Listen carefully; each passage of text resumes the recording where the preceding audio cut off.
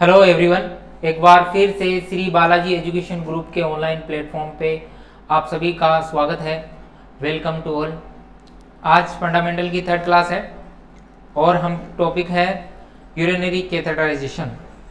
Urinary catheterization क्या होता है इसके बारे में हम डिस्कशन करेंगे कि यूरिनरी कैथेटराइजेशन होता कैसे है और इसका प्रोसीजर कैसे होता है, किस तरह से ये किया जाता है, इसके बारे में हम डिस्कशन करेंगे। यूरिनरी कैथेटराइजेशन मतलब यूरिन को निकालने के लिए, ब्लडर से निकालने के लिए यूरिथ्रा के द्वारा एक फोलिस कैथेटर, रबड़ कैथेटर डाला जाता है, जिससे क्या है यूरिन को बाहर निकाला जाता है।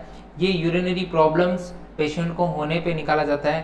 जैसे किसी पेशेंट को यूरिन पास नहीं हो रहा है, बहुत सारी डिजीज के कारण हो सकता है और भी रीजन के कारण हो सकता है, प्रोस्टेट ग्लैंड बढ़ने के कारण हो सकता है, स्टोन या पथरी की रुकावट के कारण हो सकता है, कोई भी रीजन हो। जब यूरिन पास नहीं होता है यूरिथ्रा के द्वारा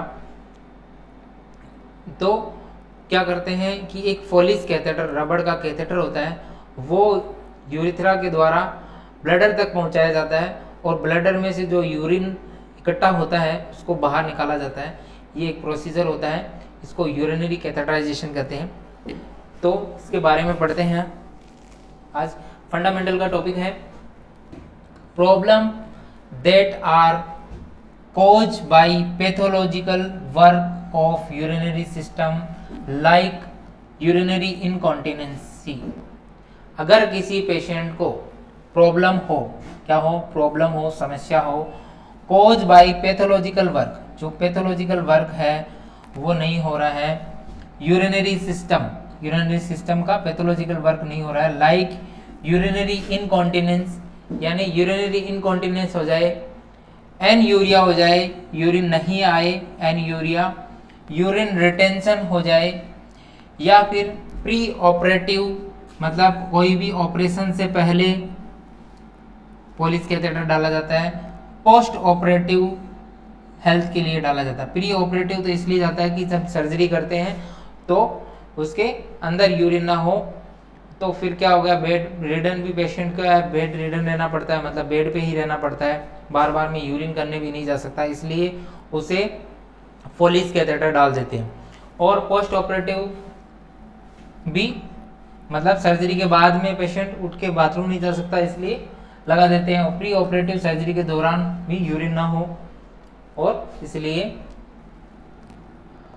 तो ये हो गया प्री ऑपरेटिव हेल्थ केयर। के बाद में post operative health care, obstruction of urinary track. अगर यूरिनरी ट्रैक में कोई ऑब्स्ट्रक्शन आ गया हो, भी जैसे मैंने बताया था कि कोई पथरी है या फिर कोई स्टोन, मतलब पथरी ही स्टोन होती है, वो अगर अटक जाए, यूरिनरी जो यूरिथ्रा है वहाँ पे अटक जाए, ब्लडर में हो, तो यूरिन का जो है यूरिन ब्लडर में इकट्ठा होता जाएगा और पास आउट नहीं हो पाएगा, तो उसके लिए भी पोलिस कैथेटराइजेशन किया जाता है।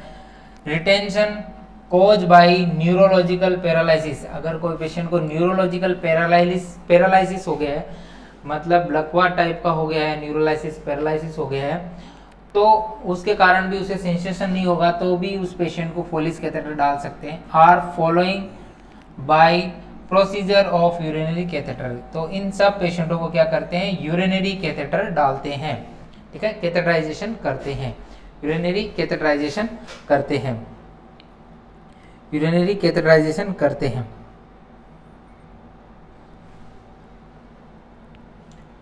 अब है दिस प्रोसीजर, ये procedure enables patients normal urine flow by positioning special urine catheter, Follis catheter in urinary bladder। इसके अंदर क्या करते हैं, ये एक प्रोसीजर है, ये एक प्रक्रिया है जिसके अंदर यूरिनरी कैथेटर यानी फोलिस को यूरिथ्रा के द्वारा ब्लडर तक पहुंचाया जाता है और यूरिन को निकालने के लिए यूरिनरी ब्लडर तक डाला जाता है, यूरिनरी ब्लडर में डाला जाता है, और किसको निकालने के लिए, यूरिन को निकालने के लिए डाला जाता है। नर्स रोल क्या है इसके अंदर, nurse role in this procedure is vitals, उसके वाइटल चेक करना, यानी इनटेक आउटपुट चार्ट इससे मेंटेन कर सकते हैं नर्स का, इसमें सबसे इंपॉर्टेंट रोल है इनटेक आउटपुट में, है ना, इनटेक और आउटपुट चार्ट मेंटेन करने के लिए नर्स का बहुत बड़ा रोल है। This procedure is follow by all style rules. ये जो प्रोसीजर होता है स्टाइल रूल्स के अकॉर्डिंग होता है, यानी स्टाइल प्रोसीजर है। ये प्रोसीजर एक स्टाइल प्रोसीजर होता है, ठीक है। ये प्रोसीजर कैसा है? स्टाइल प्रोसीजर होता है, क्योंकि अगर स्टाइल प्रोसीजर नहीं करेंगे तो यूटीआई होने के ज़्यादा चांसेस रहते हैं। Urinary track infection, UTI means urinary track infection, and some time is uncomfortable for the patient, और पेशेंट इसमें अनकंफर्टेबल भी फील करता है कुछ टाइम, क्योंकि फोलिस कैथेटर डालने पे कुछ आर्टिफिशियल चीज़ अंदर जाती है तो पेशेंट को अनकंफर्टेबल फील होता है, तो ये अनकंफर्टेबल फील है। Depending on the rules of the institution of a nurse can be perform full procedure. तो ये डिपेंड रूल के अकॉर्डिंग क्या करते हैं, nurse can be perform the full procedure, nurse भी इस प्रोसीजर को कर सकती है, ठीक है। फोलिस कैथेटर नर्स भी डाल सकती है। तो सिचुएशन के डिपेंड करता है, या तो डॉक्टर को डालना चाहिए फोलिस कैथेटर, अगर फोलिस कैथेटर नर्स भी डाल सकती है इसको, पूरे प्रोसीजर को।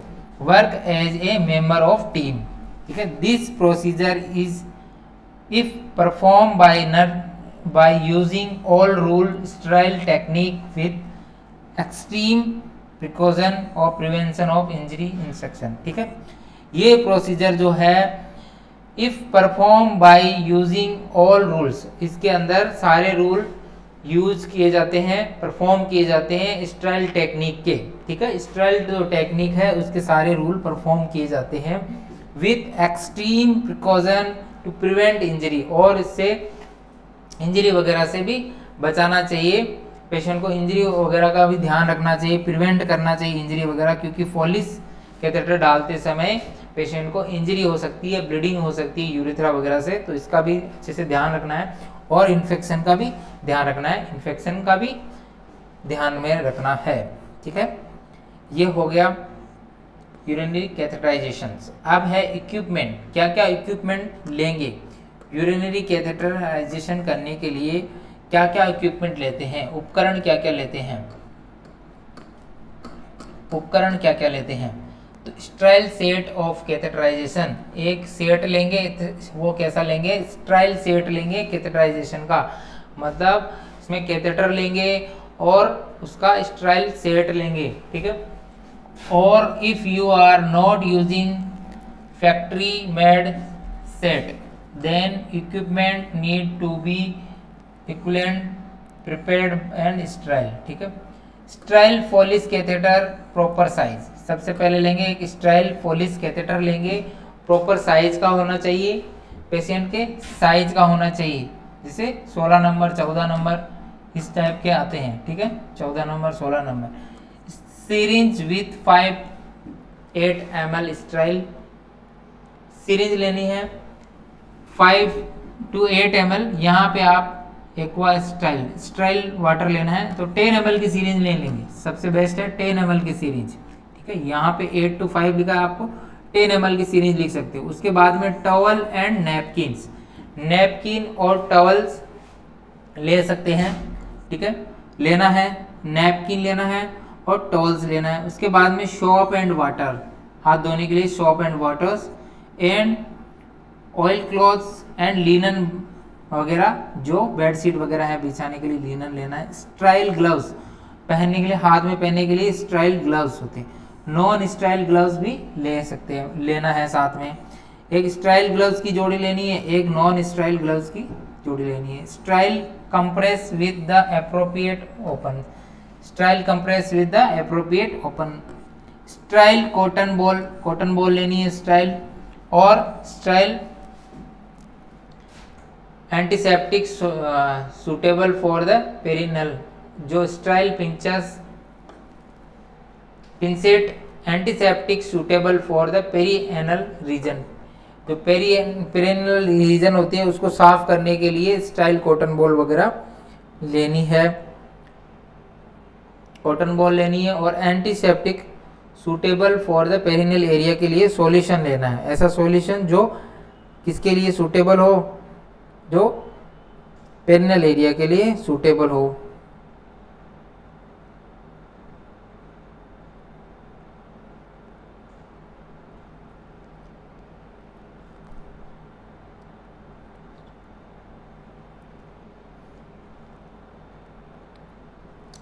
उसके बाद में नेक्स्ट है आपका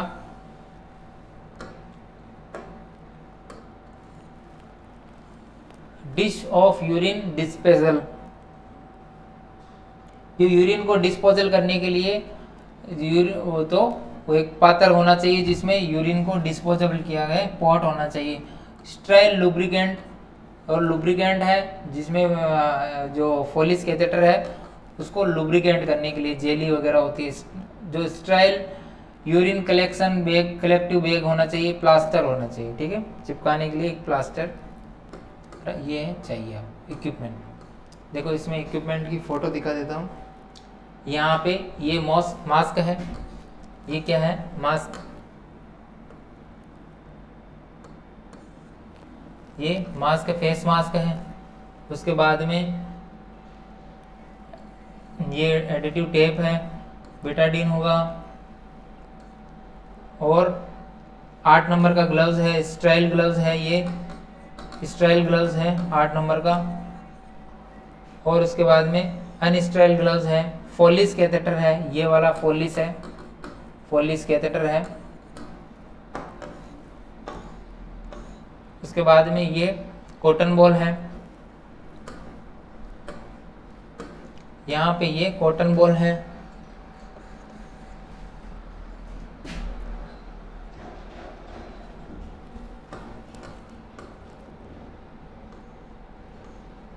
ये यूरिन बैग है जिसमें यूरिन कलेक्शन होगा, ये यूरिन बैग है। ग्लव्स कैसे पहनना है, तो पहले ग्लव्स पहनने के लिए पहले नॉन डोमिनेंट हैंड में पहनना है, ये नॉन डोमिनेंट हैंड, उल्टा हाथ में पहनना है पहले इस तरीके से, ठीक है, नॉन डोमिनेंट हैंड में पहनना है। उसके बाद में जब नॉन डोमिनेंट हैंड में पहन लो, उल्टे हाथ में पहन लो ऐसे, फिर सीधे हाथ में पहनना है, डोमिनेंट हैंड में पहनना है, ठीक है। इसकी टेक्निक है पूरी, एक दिन पढ़ेंगे बाद में। देखो इस तरह से डोमिनेंट हैंड में पहनने के बाद में, नॉन डोमिनेंट हैंड में पहनने के बाद में इस तरह से आपने नॉन डोमिनेंट हैंड में पहन लिया, फिर उस ग्लव्स को उठा के फिर ऐसे करके उस हाथ में डालना है, ठीक है। तो ये स्टेराइल टेक्निक है, ये वाली जो टेक्निक है वो स्टेराइल टेक्निक है। इसमें क्या होगा कि आपने जो ये आप बाहर का एरिया है वो स्टेराइल है, इसलिए उसको उसके अंदर इंसर्ट कर लिया है, और आप उस दूसरे हाथ से उसको पहन लेंगे ऐसे करके। ये स्टेराइल टेक्निक है ग्लव्स पहनने की। इस तरह से देखो, ये देखो जब आपने दूसरे हाथ में ग्लव्स पहन रखा है तो यहाँ तक ये स्टेराइल एरिया, तो इसको सीधा अंदर करके फिर उसको फोल्ड कर देंगे ऐसे, इस तरह से फोल्ड कर देंगे। अब है प्रोसीजर, ठीक है, अब पढ़ते हैं अपन प्रोसीजर।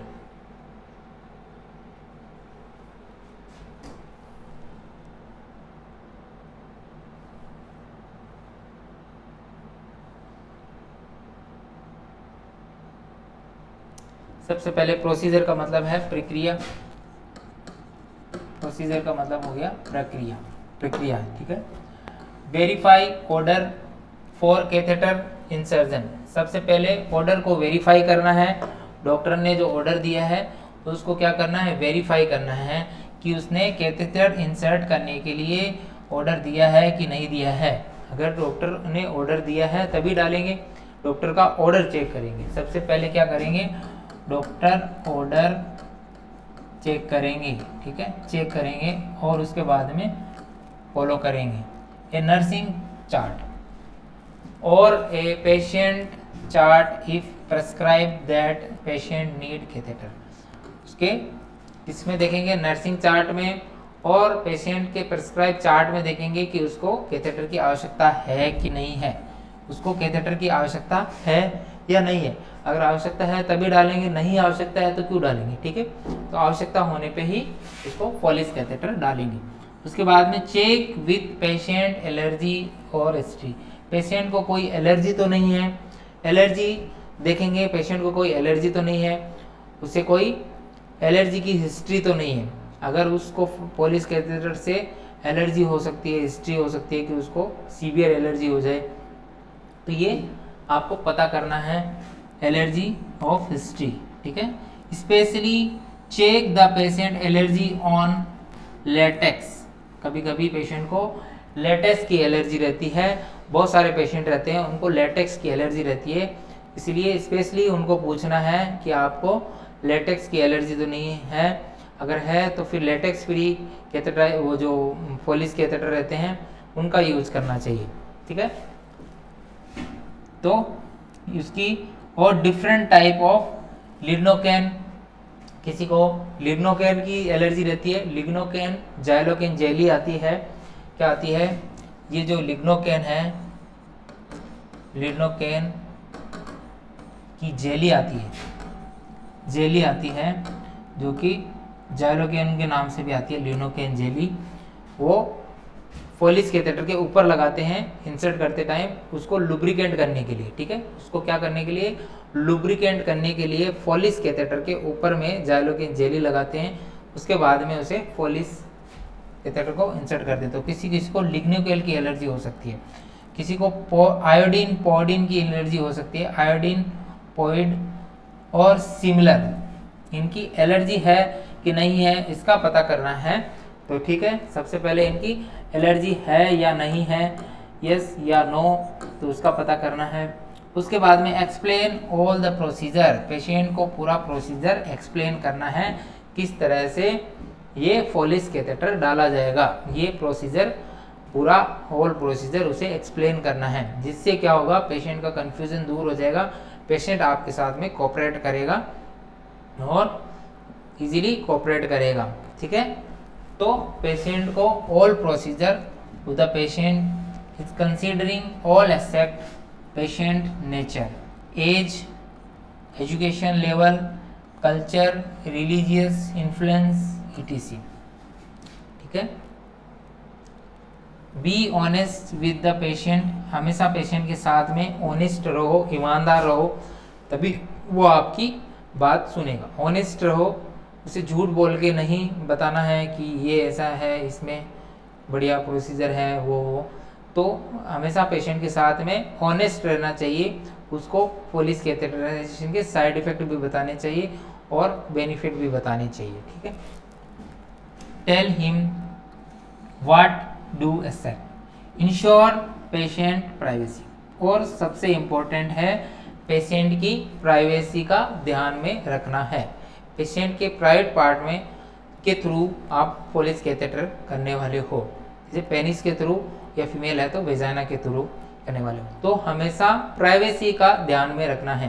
प्राइवेसी मतलब उसको एकांत जगह पे फोलिस कैथेटराइजेशन करना है, ऐसा नहीं कि खुले में कर रहे हो, पेशेंट को शाई फील हो, पेशेंट अपने आप को अनकंफर्टेबल फील करे, इसलिए पेशेंट को प्राइवेसी का सबसे इम्पोर्टेंट है, प्राइवेसी का ध्यान रखें। ठीक है, प्राइवेसी का ध्यान रखना चाहिए।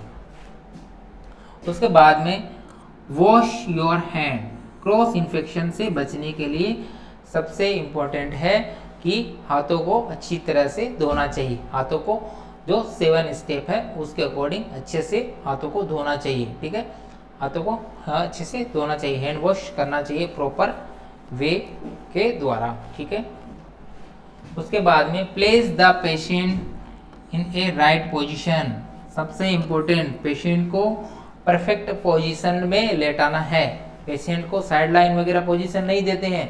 अगर पेशेंट मेल है तो उसे सुपाइन पोजीशन में लेटाते हैं, एकदम सीधा लेटाते हैं, उसके पैर वगैरह भी सीधे रहते हैं, बैक कमर के ऊपर लेटाते हैं। ठीक है, सीधा लेटाते हैं, एकदम सीधा लेटा देते हैं कमर के बल। और अगर फीमेल पेशेंट है तो उसको डोर्सल रिकमेंडेड पोजीशन देते हैं, जिसमें क्या रहता है, पेशेंट सीधा लेटता है लेकिन उसके जो नी रहते हैं, घुटने रहते हैं, ऐसे बेंड रहते हैं। ठीक है, इससे बेंड रहते हैं और दोनों पैर ऐसे वाइड रहते हैं, जिससे पूरा प्रॉपर विजुअलाइजेशन हो सके, यूरिनरी यूरेथ्रा का पूरी अच्छी तरह से विजुअलाइजेशन हो सके, इसलिए ये कौन सी पोजीशन देते हैं, डोर्सल रिकमेंडेड पोजीशन देते हैं फीमेल में, और मेल में सुपाइन पोजीशन देते हैं, क्योंकि मेल में पेनिस इजीली दिखाई दे देगा ऊपर से सुपाइन पोजीशन में।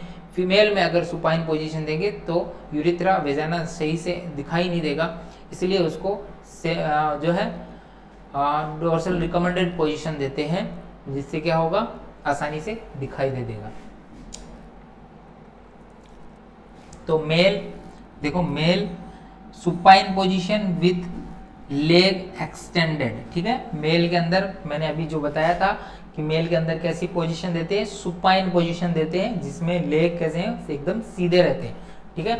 और फीमेल के अंदर supine position with knee flex, knee flex रहते हैं, यानी घुटने ऐसे मुड़े हुए रहते हैं, ठीक है। घुटने ऐसे सुपाइन पोजीशन रहती है, लेकिन घुटने ऐसे मुड़े हुए रहेंगे, ठीक है। घुटने ऐसे मुड़े हुए रहेंगे। अगर ये तो होता है फीमेल में, ठीक है।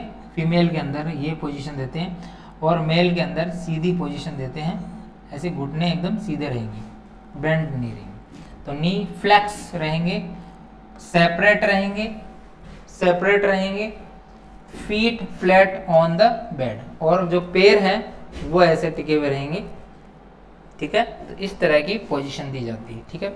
उसके बाद में clean the perianal area, soap and water and let it dry.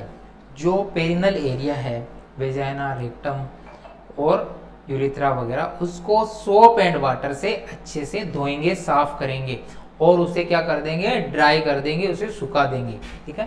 तो जो पेरिनल एरिया है उसे क्लीन करेंगे, साफ करेंगे, साबुन और पानी से, साबुन लगा के अच्छे से धो देंगे, वहां से साफ कर देंगे। उसके बाद में नेक्स्ट जो है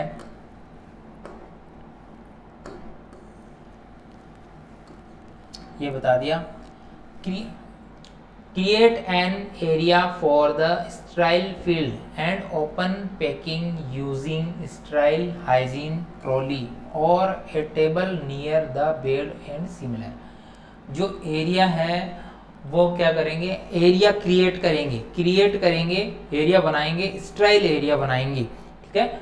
और स्टेराइल एरिया बनाएंगे तो स्टेराइल फील्ड बनाएंगे और open packing using sterile hygiene trolley. जो स्टेराइल हाइजीन ट्रॉली है उसके ऊपर ओपन पैकिंग में रखेंगे, खोल कर रखेंगे।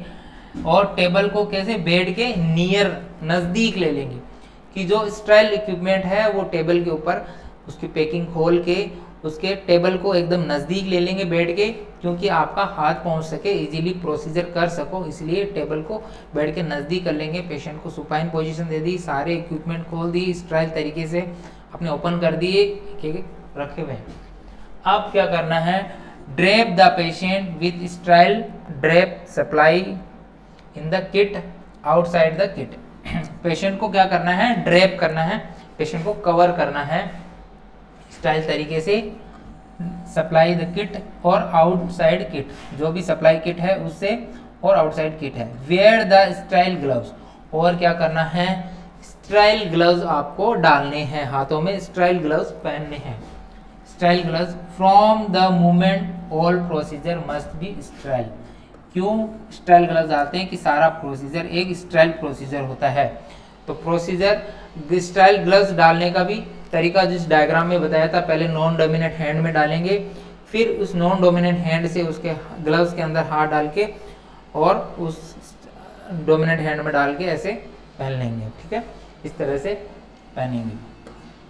उसके बाद में shock the cotton ball swab with the iodine solution for disinfection, ठीक है। अब जो कॉटन बॉल हैं, जो रुई के बॉल हैं, कॉटन बॉल हैं, उनको आयोडीन पोइडिन में डुबा के उस एरिया को, पेरिनल एरिया को साफ करेंगे, क्लीन करेंगे डिसइंफेक्शन के लिए, ठीक है, डिसइंफेक्शन के लिए, इन्फेक्शन को कम करने। The patient is allergic of iodine, use the disinfectant mean the similar impact. अगर किसी को एलर्जी वगैरह है तो नहीं करेंगे, लेकिन अगर एलर्जी नहीं है तो इसका यूज करेंगे, ठीक है।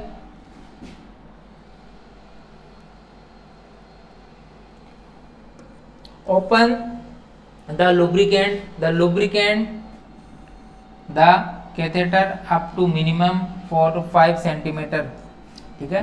अब लुब्रिकेंट को ओपन करेंगे, जो जाइलोकिन जेली आती है, लिनोकेन जेली आती है, उसको ओपन करके जो फोलिस कैथेटर है उसके ऊपर लगाएंगे, मिनिमम 5 सेंटीमीटर, ठीक है। Check the claim of the urine bag को क्लेम किया है वो चेक करेंगे, कि यूरिन बैग को क्लेम कर देंगे, ठीक है। That is close some time if you are not using catheterisation kit using procedure is slightly different. You need to prepare all this step before the putting of sterile gloves. Style gloves से पहनने से पहले ये सारे जो हैं आपको कर लेने चाहिए, स्टेप जो है सारे कर लेने चाहिए। जो यूरिन बैग वगैरह है उसको जो है क्लैम्प कर देना चाहिए, ठीक है। उसके बाद में प्रिपेयर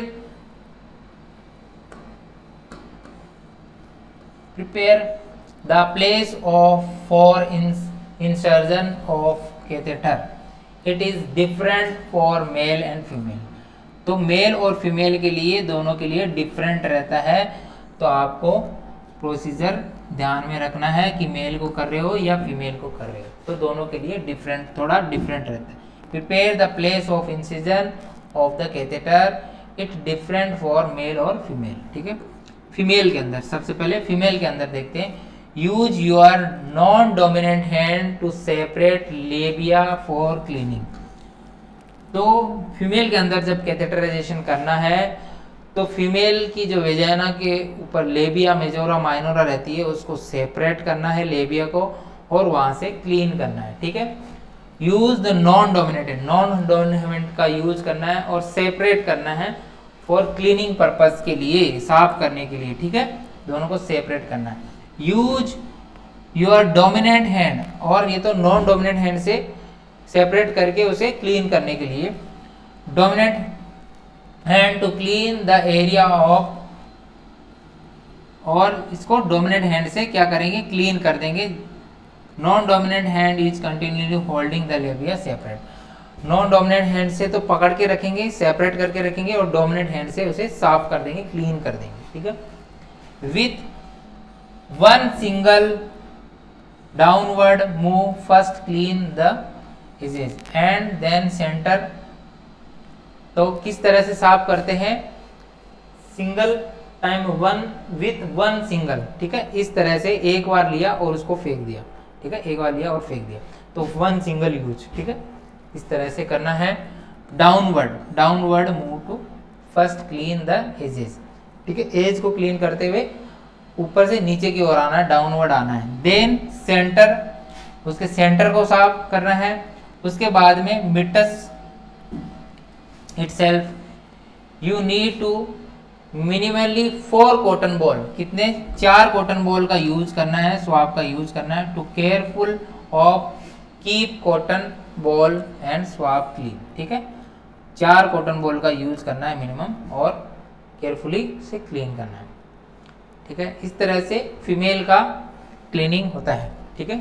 फीमेल को मैंने बताया था कि जो सुपाइन पोजीशन दी जाती है, लेकिन नी कैसे फ्लेक्स रहते हैं, मुड़े हुए रहते हैं और वाइड रहते हैं। उसके बाद में जो लेबिया है उसे नॉन डोमिनेंट हैंड से दूर करेंगे और उसे क्लीन करेंगे, ठीक है, साफ करेंगे। और मेल में क्या करेंगे, तो मेल के अंदर क्या करेंगे देखते हैं। Male use your non dominant hand to retract the foreskin before cleaning the if patient is uncircumcised। मतलब कुछ ऐसे पेशेंट होते हैं जिनका सर्कमटेंसेंस नहीं किया होता रहता है, मतलब जो पेनिस की ऊपर की जो फोर स्किन होती है उसको नीचे करके और उस एरिया को बिटाडीन कोडिन से क्लीन करना है। अगर किया हुआ है सर्कमसाइजेशन तो फिर ज़रूरत ही नहीं है, सीधा क्लीन कर देंगे। लेकिन जिनके जो मुस्लिम रहते हैं उन्हें तो सर्कमसाइजेशन किया हुआ रहता है तो उन्हें फोर स्किन नीचे करने की ज़रूरत नहीं पड़ती, लेकिन जो नॉन मुस्लिम रहते हैं उन्हें फोर स्किन रहती है ऊपर की, तो उनकी जो स्किन है उसको नीचे करके और क्लीन करना पड़ता है, ठीक है। तो ये मेल के अंदर रहता है, और जिसकी किसी स्किन नीचे है उसे ऑलरेडी करने की ज़रूरत नहीं। If is circumstance you can be skip this step, और अगर सर्कमस्टेंस किया हुआ तो इस स्टेप को आप स्कीप कर सकते हो। Use your non dominant hand to hold the penis. Non dominant hand से पेनिस को पकड़ना है, मेल के पेनिस को पकड़ना है। Hold the penis in 60 to 90 degree angle, 60 से 90 डिग्री के एंगल पे पेनिस को होल्ड करना है, ठीक है।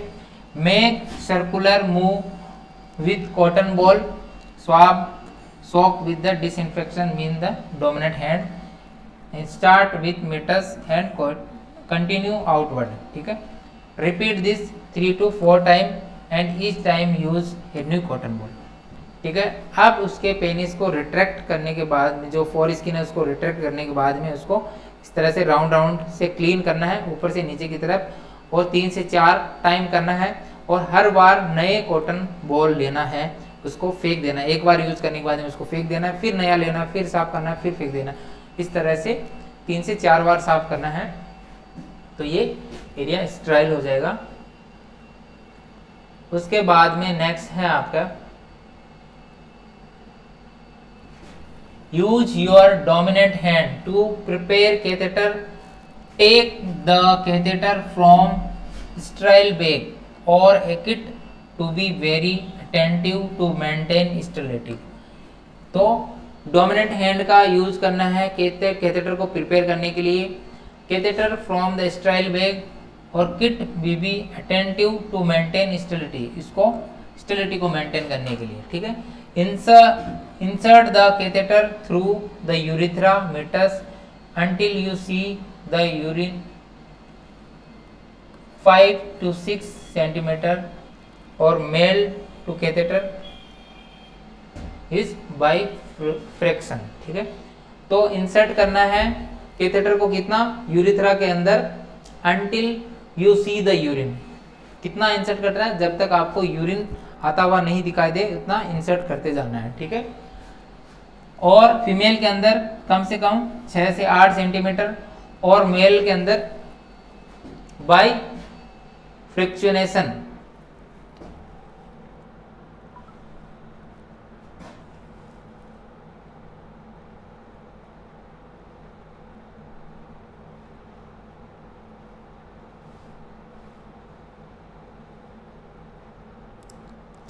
तो इसको बाइफेक्शनेशन का मतलब है द्विविभाजन तक, मतलब जो ये पॉलिश का विभाजन किया हुआ है रहता है, यानी पूरा लगभग पूरा पॉलिश डाल दो मेल के अंदर, अगर वो एक्स्ट्रा रहेगा तो फिर वापस बाहर निकल जाएगा बलून को इन्फ्लाम करने के बाद में। ठीक है, तो फीमेल के अंदर लगभग 7 से 8 सेंटीमीटर और मेल के अंदर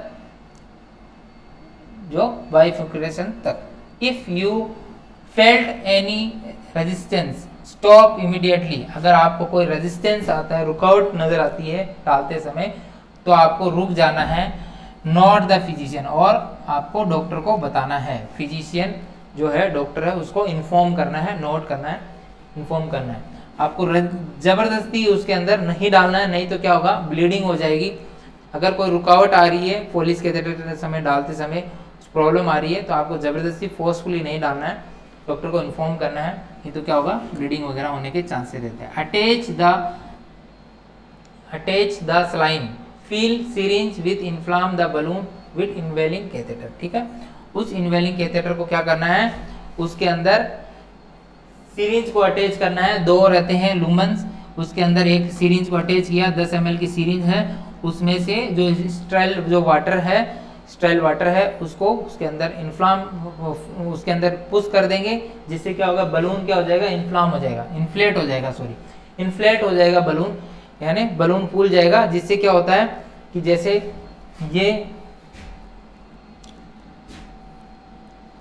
ये ब्लडर रहता है, ठीक है, ये ब्लडर रहता है, ठीक है, ये ब्लडर रहता है, ये पेनिस है। ठीक है, अब इसके अंदर पॉलिश कैथेटर ऐसे जा रहा है। ठीक है, तो पॉलिश कैथेटर के आगे यहाँ पे बलून रहता है, तो वो बलून ऐसे फूल जाएगा। ठीक है, उसके अंदर स्टेराइल वाटर है। तो अब अगर इसको खींचेंगे तो ये बाहर नहीं आएगा, ये इजीली बाहर नहीं आएगा। तो इस तरह से क्या होगा, यूरिन जो है वो इसके अंदर से,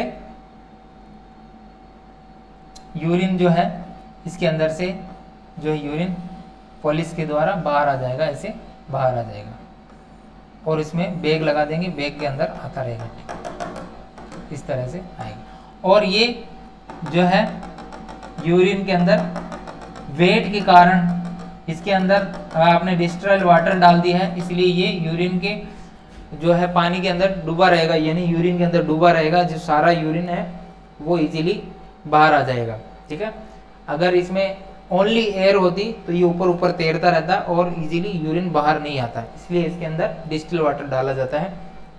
और एनएस भी कम चांस में डालते हैं, नॉर्मल सलाइन डाल सकते हैं 9% वाली, और ज़्यादा नहीं डालनी चाहिए 9% भी। सबसे पहले स्टेराइल वाटर का ही यूज़ करना चाहिए, क्योंकि एनएस का भी क्रिस्टल बनने के चांसेस रहते हैं लंबे टाइम तक अगर यूज किया पेशेंट को, तो इसलिए ज़्यादा आपको स्टेराइल वाटर ही डालना है और इसका ध्यान रखना है, ठीक है। फील द सिरिंज से फील कर देना है, इसको बलून फुला देना है। उसके बाद में hang the urine collection bag below the bladder level, और जो यूरिन कलेक्शन बैग है ये ब्लडर के लेवल के इसके नीचे होना चाहिए, ठीक है। ये जो बैग लटका है वो ब्लडर के जस्ट नीचे की तरफ हैंग कर देंगे, लटका देंगे, जिससे क्या है कि यूरिन आसानी से ग्रेविटी के अकॉर्डिंग नीचे आ जाएगा। डिस्पोज ऑल यूज इक्विपमेंट, जो सारे इक्विपमेंट यूज किए थे उन्हें क्या कर देंगे, डिस्पोज कर देंगे। उसके बाद में क्लीन द पेरिनल एरिया, और पेरिनल एरिया जो है उसको वापस क्लीन कर देंगे। कवर द पेशेंट, प्राइवेसी को वापस कवर कर देंगे, मतलब जो प्राइवेट एरिया है उसे कवर कर देंगे। हाथों को अच्छी तरह से धो लेंगे, हैंड वॉश करेंगे, और जो प्रोसीजर है उसका डॉक्यूमेंटेशन कर देंगे। Document the procedure, patient tolerant with the catheter size, कौन सा कैथेटर डाला है पेशेंट को, ठीक है, कितने नंबर का कैथेटर डाला है, कलर कौन सा है, यूरिन कलर कैसा कहते हैं, क्लियरिटी ऑफ यूरिन, और कोई सैंपल वगैरह ले रहे हो तो वो भी उसके अंदर सारे प्रोसीजर की डिटेल, कितना नंबर फॉलिश डाला, यूरिन का कलर कैसा है, सैंपल अगर यूरिन का दे रहे हो तो उसके बारे में भी लिख देंगे, ऐसे रिपोर्ट में लिख देंगे, ठीक है। अब देखो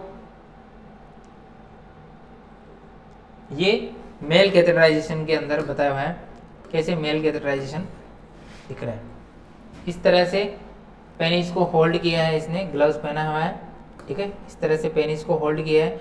ये जो फॉलिस कैथेटर है इसको सीधा डायरेक्ट इंसर्ट कर रहे हैं, ठीक है।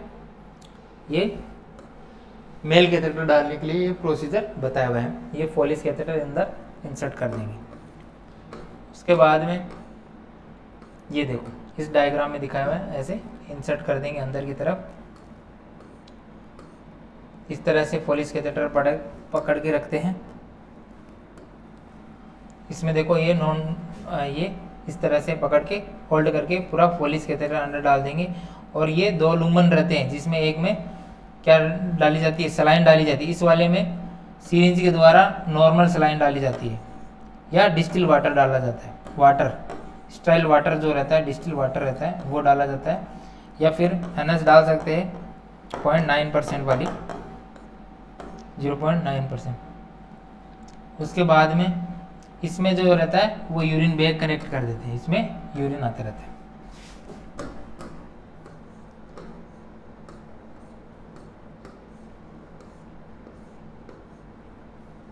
अब ये तो हो गया था यूरिन, जो यूरिनरी कैथेटर है वो कैसे डाला जाता है, ठीक है। ये तो हो गया आपका यूरिनरी कैथेटर कैसे डाला जाता है। अब यूरिनरी कैथेटर कैसे निकाला जाता है, वापस डाल दिया आपने तो निकालने की भी एक सिंपल सी विधि है। किस तरह से उसे निकाला जाता है वो भी पढ़ लेते हैं। How to remove the urinary catheter, कैसे यूरिनरी कैथेटर को वापस निकाला जाता है।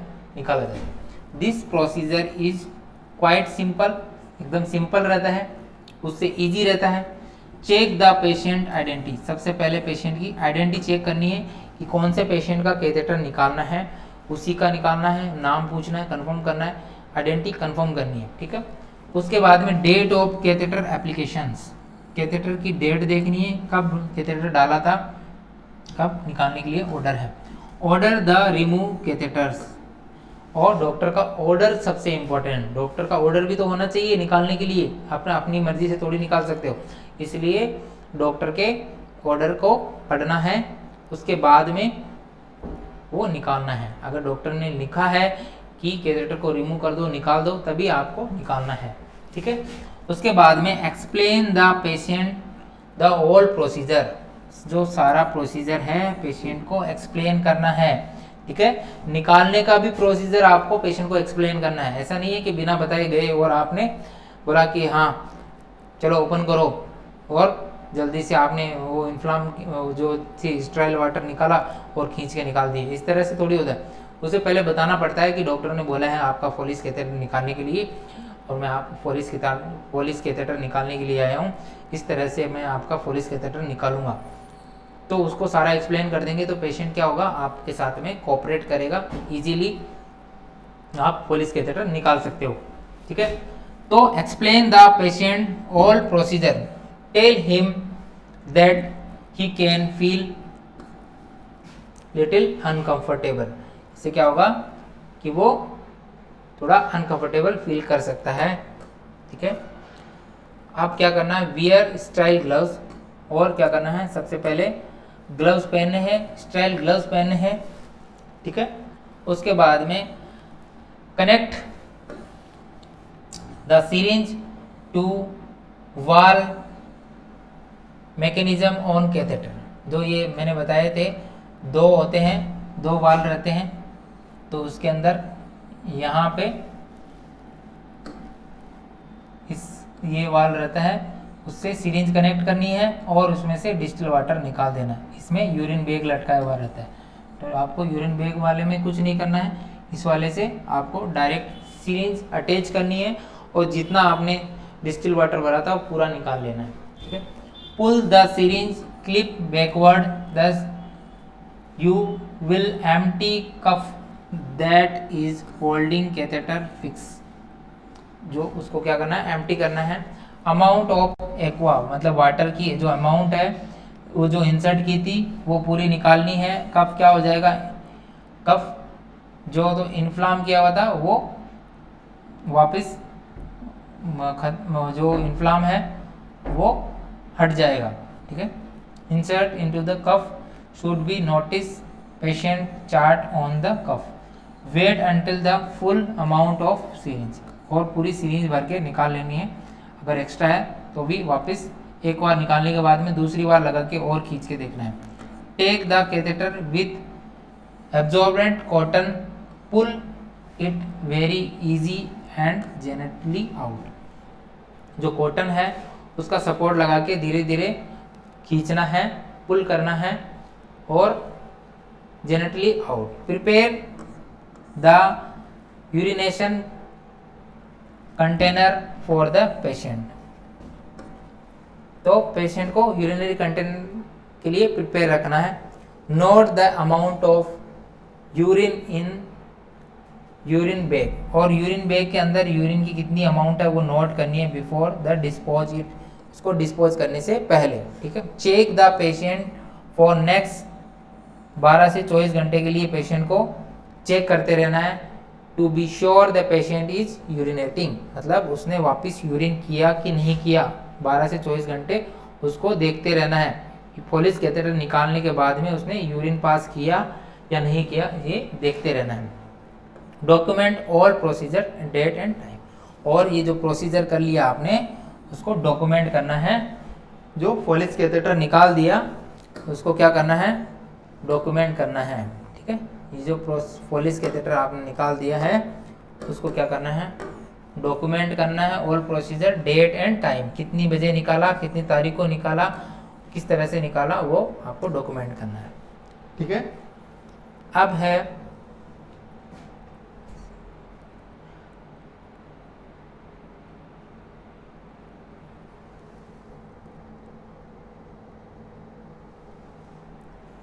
OSE example.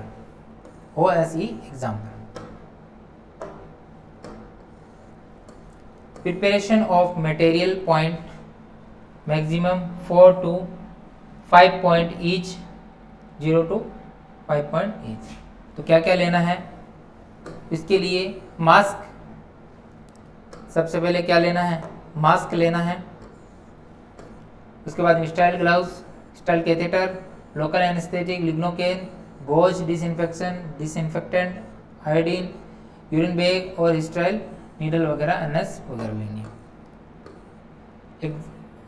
Explanation of the patient, explain about the procedure complication given the patients, ask the patient to take off clothes, positioning the patient lie on the bags। सबसे पहले same procedure क्या करना है,